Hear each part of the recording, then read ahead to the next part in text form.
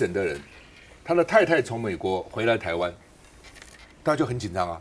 那这个太太呢，有咳嗽，有腹泻，症状都有了，但是呢，太太就我认为是骗了哈，我不知道是不是，我是猜了，说我是喝牛奶喝坏，所以我不是新冠肺炎，我是喝牛奶喝坏了，哦，同机100个人都很慌，是到底怎么？因为他先生确诊了，那他也上飞机了。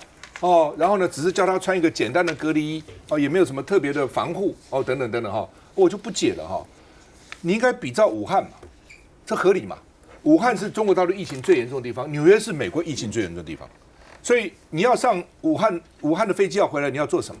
好比说钻石公主哈，那几个台湾人接回来也是一样啊，你要量好几次体温，你要拿确诊证明书给我看，说你没有得新冠肺炎，才能上飞机啊。上了飞机后回台湾还要集中隔离嘛？不是要这样子吗？结果你看那个湖北那个类包机，一个都没有确诊的，因为你这么严格的筛嘛，哦，那他怎么可以？先生得病了，太太又腹泻又咳嗽，还给他上飞机？那你对其他飞机或是那个机组员多么不公平？你说紧不紧张？如果我是紧不紧张？当然紧张嘛，在个飞机搞10几个小时，哦，那昨天有3个例就是这样子。陈时中说呢，纽约返台你集中检疫，讲了好多次，你就是那么几个人，就给他检疫会怎样呢？就线下隔离会怎样呢？也会那么困难吗？已经讲了，我已经在节目讲了1个礼拜了，还是你将考虑你搞什么东西啊？为什么不能把它集中起来检疫呢？有那么困难吗？我们不是一天可以检疫3000人吗？好吧，结果今天确诊了，这个女的确诊了，她就是哦。哎，今天确诊，气不气人？哦，咳嗽、有痰、腹泻，还回来。好，而且他们呢，台湾网友很气，因为他们都是长期旅美的。换句话说，你说留学生啦，或是短期旅客没办法，长期住在美国，你是有病回台湾，有病回来也就罢了，你还假装你没病，坐飞机，哦，很可恶。我觉得有些人真的很可恶哦。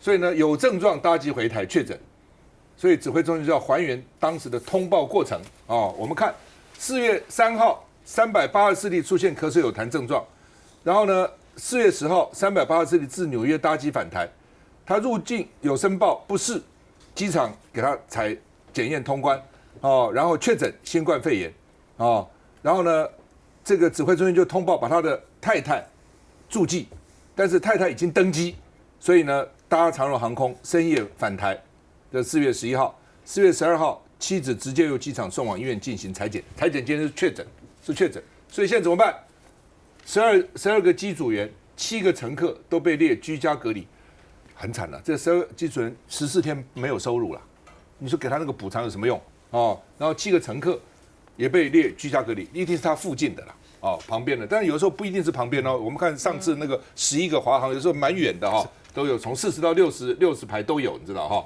等等等等哈。然后呢，新增3例，这是昨天的，今天等一等讲，通通是境外移入，有2个人所谓暗黑共同点哦，就是都是长期在美国工作，长期居住在美国。还早就应该这样做了。但事实上，从美国的疫情大爆发之后，纽约是它的重灾区。那我有个朋友住在布鲁克林，也是算是重灾区里面的重灾区，是红区啊。每天啊，从早上到晚上，那个救护车的声音响不停。